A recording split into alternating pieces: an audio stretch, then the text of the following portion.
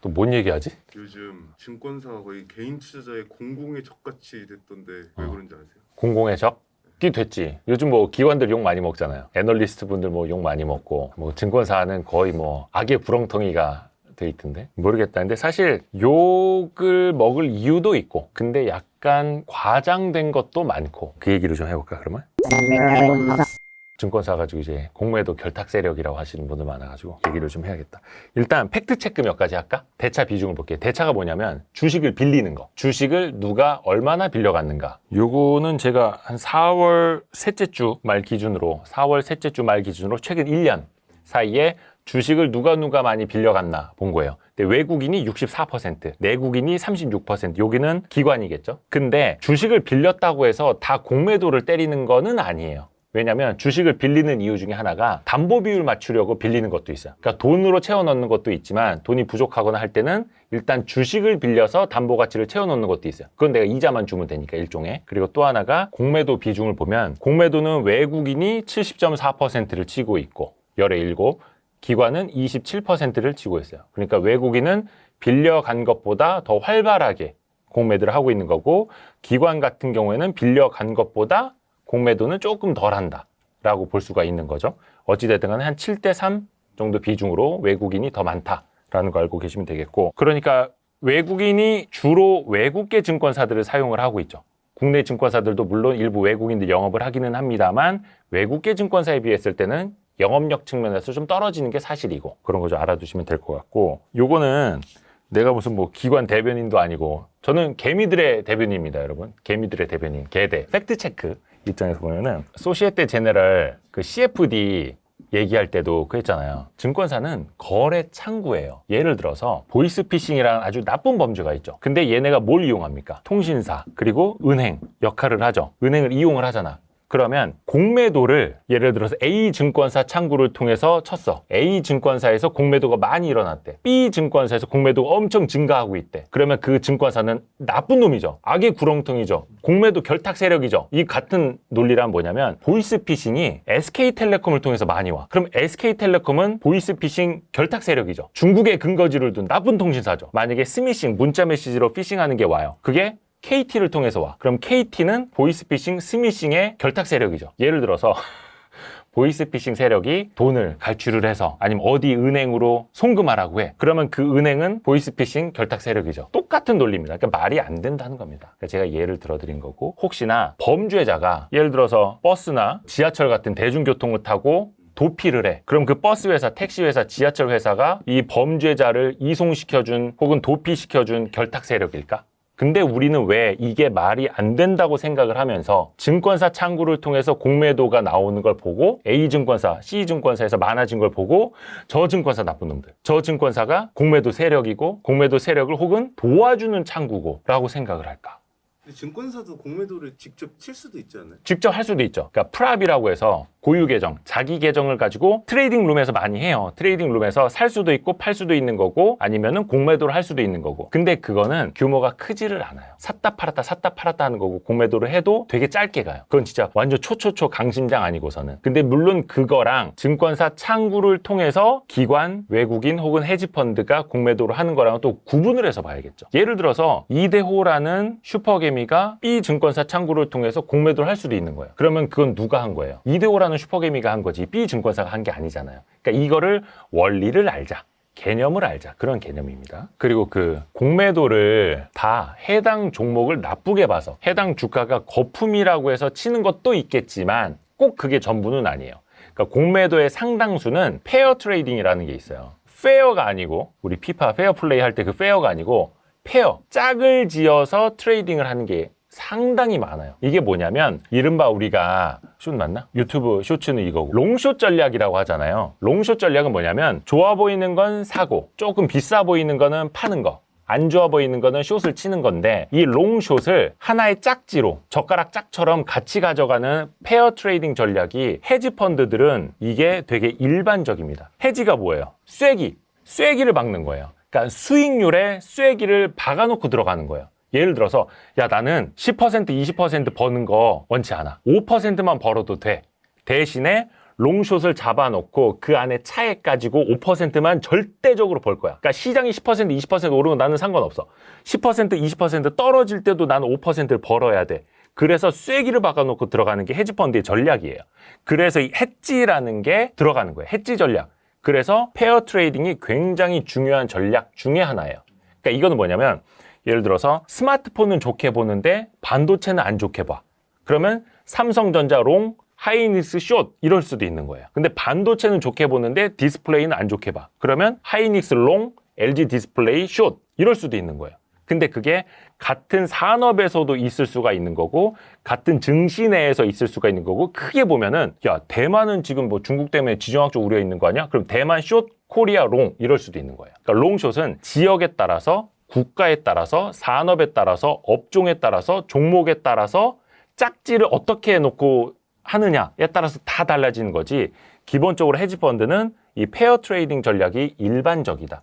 그래서 여기에서 오는 공매도가 상시적으로 담겨 있을 수밖에 없다. 물론 이거를 선물 옵션 매도 포지션이라든지 개별 주식 선물도 상장되어 있는 게 많으니까 그걸로 할 수도 있고 아니면 R 주식으로 할 수도 있고 또 하나 이것도 있어요. 예를 들어서 코스피 200을 추종하는 펀드예요. 근데 이거는 인덱스 펀드는 무조건 이것만 복제하는 거고 코스피 200을 벤치마크로 삼는데 그것보다는 조금 더 아웃퍼폼 하려는 액티브 펀드라고 치자. 그럼 여기 삼성전자부터 200등까지 다 들어있겠죠. 근데 야 코스피 200인데 반도체는 너무 안 좋아. 근데 이거를 추종은 해야겠어. 그래서 코스피 200 인덱스 그 ETF 같은 거 있죠. 예를 들어서 코덱스 200, 타이거 200 같은 거를 담아요. 그러면 200개가 고스란히 복제돼서 들어가잖아. 근데 반도체는 안 좋아.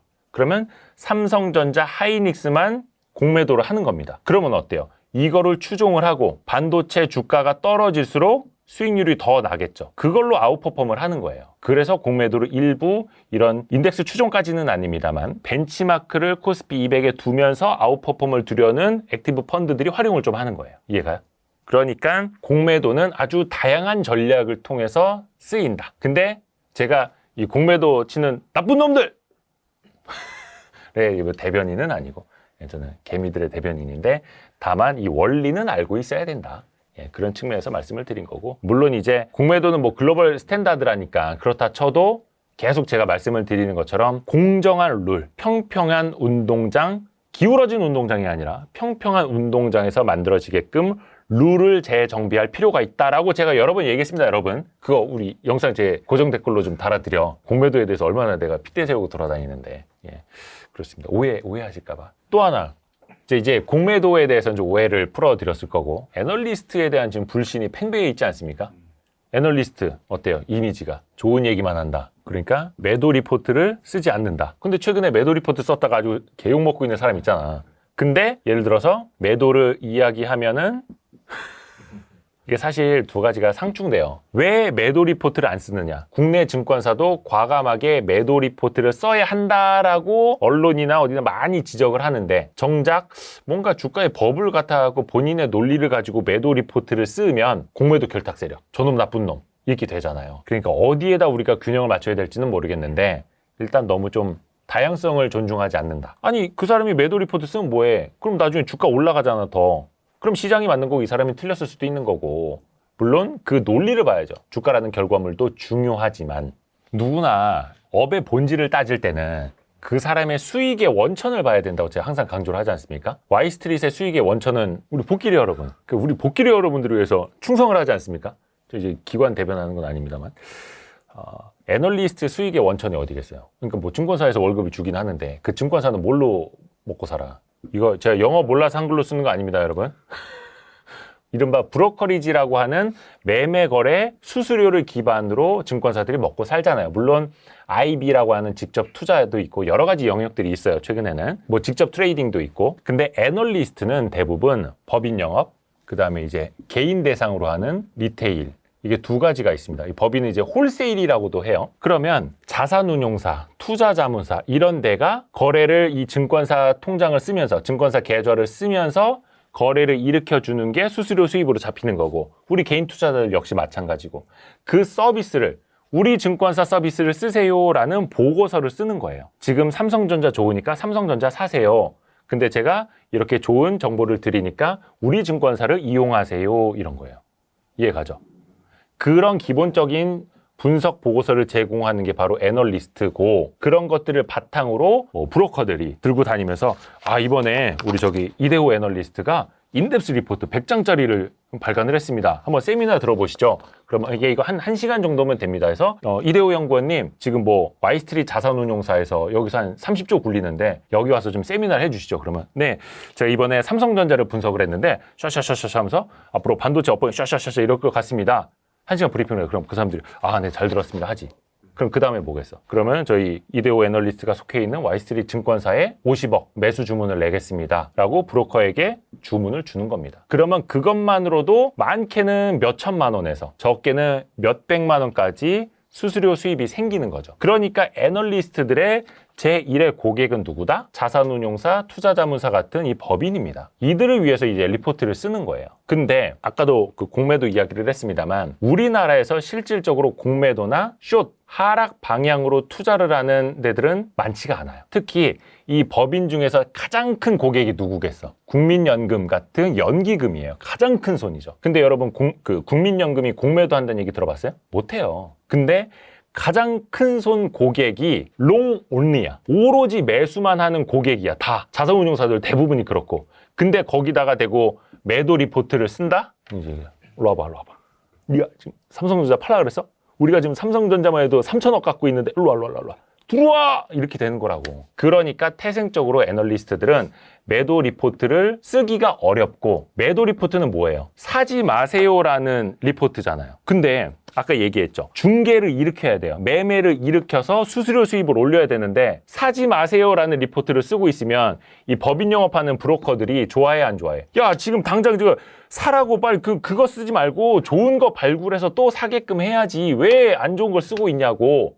그리고 또 연기금이나 운용사에서 들어와 이러고 있는데 왜 도움도 안 되는 일을 시간 버려가면서 욕먹어가면서 매도 리포트를 쓰겠냐고. 근데 그게 아니라 우리나라도 미국처럼 헤지펀드가 활성화돼 있고 숏셀링을 통해서 수익을 거두는 기관들이 많아. 막 연기금이 막 공매도를 해. 그럼 어떻게 되겠어? 애널리스트도 자연스럽게 매도 리포트를 내겠죠. 근데 지금 우리나라 현실은 어떻다? 매도 리포트를 쓸 필요도 없고 매도 리포트 쓸 시간에 따른 매수 리포트를 쓰는 게 나은 거예요. 그래서 매도 리포트가 없을 수밖에 없는 현실인 거고, 간혹 가다가 매도 리포트가 한번 나오면 어떻게 된다? 저 새끼 죽일 놈.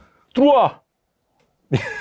이렇게 되는 거야. 그게 현실입니다. 이거는 실제로 있었던 일인데 예전에 리서치 센터장을 했던 분이 얘기해 줬던 건데, 어떤 용감한 애널리스트가 특정 종목에 대해서 매도 리포트를 썼어. 근데 마침 우리나라에서 손에 꼽을 정도로 큰 자산운용사에서 이미 많이 담고 있는 좋게 보던 종목이었어. 그 종목을 매도 리포트를 쓴 거야. 그러니까 바로 거기 CIO가 전화한 거야. 리서치 센터장이나 임원들한테, 아니면 법인 영업 대표에게 전화를 한 거지. 정신이 있는 거냐 없는 거냐? 내가 이러면 너네한테 주문 줄 수 있냐? 정신이 있는 거야 없는 거야? 생각을 하고 일을 해야지. 그렇게 어떻게 된지 알아? 이 매도 리포트를 내렸어요. 리포트를 사라지게 했고, 애널리스트 어떻게 되겠어? 반발을 하지. 아니, 나는 조사 분석원으로서 객관적인 판단을 가지고 발간한 자료고 리서치 센터장님, 상무님이 오케이해서 발간한 거 아닙니까? 그래서 어떻게 됐느냐? 업종이 바뀌었습니다. 섹터가 바뀌었어요. 길동아, 좀만 참아봐. 야, 길동아, 미안한데 나도 지금 위에 대표님이 야! 소주 한잔 하자. 일단 다른 섹터 맡고 있어. 이렇게 되는 거예요. 그러니까 그런 게 현실이었던 거예요. 그런 일도 있었습니다. 그래서 하여튼간 그런 와중에도 매도 리포트를 낸다라는 건 굉장한 용기가 필요한 일이에요. 근데 거기다 대고 매도 리포트 나왔으니까 저 다시 공매도랑 결탁한 것 같다. 빨리 뒷조사 해봐야 된다라고 하는 거는 뭐 물론 그런 의심을 가질 수는 있겠지만 우리나라 풍토에서는 굉장한 용기를 갖고 한 행동일 수밖에 없다. 그것도 막 신고가 행진하고 막 엄청나게 불을 뿜고 많은 사람들이 좋아하는 그 섹터에서, 그 종목에서. 요 정도면 괜찮지. 우리한테 지금 막 공매도 결탁 세력, 와이스트리트 공매도 결탁 세력, 이대호 저 죽일 놈 기관들의 대변인 이렇게 안 할 것 같지? 요 정도 됐어? 괜찮아? 그럼 개인 투자자들은 뭘 보고 투자해야 됩니까? 근데 저는 요즘에 되게 큰 걱정이 있어요. 애널리스트들이 공공의 적이 됐고, 기관은 개관이 됐고, 증권사는 공매도 결탁 세력이 됐잖아. 그 인식이. 물론 제가 그거 틀렸다고 앞에서 지금 몇십 분 동안 이야기를 하고 있는데, 그래서 지금 리서치 센터장 회사들이 애널리스트들 유튜브 출연 금지령을 내리고 있어. 뭐하러 나가냐? 왜 나가서 네가 30분 1시간 왔다 갔다 하는 시간 쓰면서, 왜냐면 애널리스트의 시간은 굉장히 비용이에요. 리서치 센터는 엄청난 비용이고 자산이에요, 자산. 근데 시간 들여가면서 욕먹어가면서 네가 거기 왜 나가고 있는데, 이렇게 되는 거예요. 그러니까 점점 더 애널리스트들도 뭐 유튜브 채널 나가면 저 악당, 개관, 공매도 편드는 놈 막 이렇게 되고, 특히 여자 애널리스트들은 외모 평가, 외모 비하, 쟤는 뭐 입술이 짝짝이네, 눈이 짝짝이네, 코 높였네 막 이런 얘기하고 있고, 그러다 보니까 뭐 매도 리포트는 물론이고 본인의 소신을 가지고 이야기를 했다가 악마가 되어버리니까 그럴 필요가 없다는 거죠. 야, 됐고, 그런다고 해서 거기서 뭐 너 출연료 뭐 그래봐 5만 원 10만 원 주는데 비싼 시간, 그 시간에 기관 세미나를 해라, 이렇게 되는 거예요.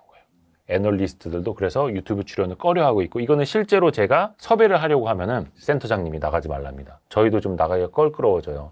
아시잖아요, 요즘에 분위기 안 좋은 거. 아시잖아요, 증권사 지금 다 욕먹고 있는 거. 이렇게 되는 거예요. 근데 생각해보면 우리는 일단 섭외가 안 되니까 힘들지만, 이게 결국은 돌고 돌고 돌아서 누구 피해로 갈까?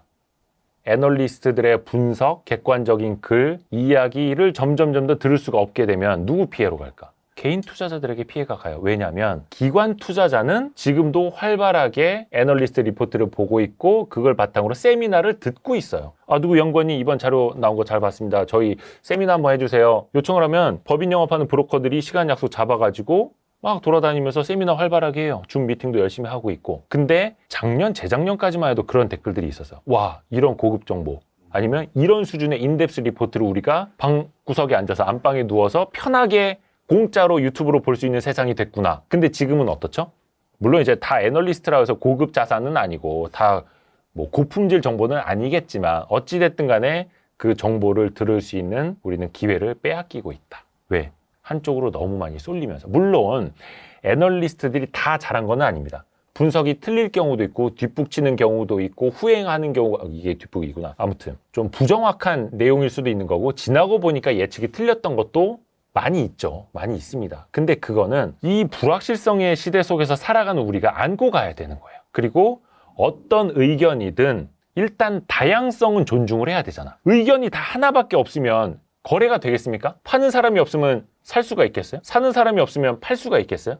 근데 우리는 그 다양성을 존중을 하면서 그 안에서 논리를 갖추고 우리의 생각을 정립을 하고 노력을 하면서 공부를 해서 가는 건데, 현재 상황은 많이 조금 엄혹한 시절을 살고 있습니다. 이렇게 정리를 하자면 결국에 애널리스트들은 리서치 센터 입장에서는 굳이 욕먹어가면서 유튜브에 노출될 필요가 없어지는 거고, 점점 더 숨게 되는 거고, 기관 위주의 세미나만 하게 되고, 그러면 과거처럼 개인 투자자들에게도 간혹 공짜로 무료로 오던 고품질의 세미나들이 사라질 수밖에 없는 거고, 결국 나중에 나는 어떤 생각을 하냐면 공부할 자세가 되어 있고 그 대가를 지불할 용의가 있는 사람들에게만 공부할 수 있는 기회가 돌아갈 것이다. 토양이 그렇게 지금 만들어지고 있다. 저는 그렇게 생각을 합니다. 그래서 조금 너무 소수에게만 혜택이 돌아가면 안 되는데 시대 상황이 그렇게 흘러가는 것 같습니다. 뭐 분명히 이거 보시고도 이제 오해를 하시는 분들 계실 거예요. 근데 저는 어디까지나 그냥 팩트 체크를 해드린 거고 바로 알자라는 측면에서 말씀을 드렸고,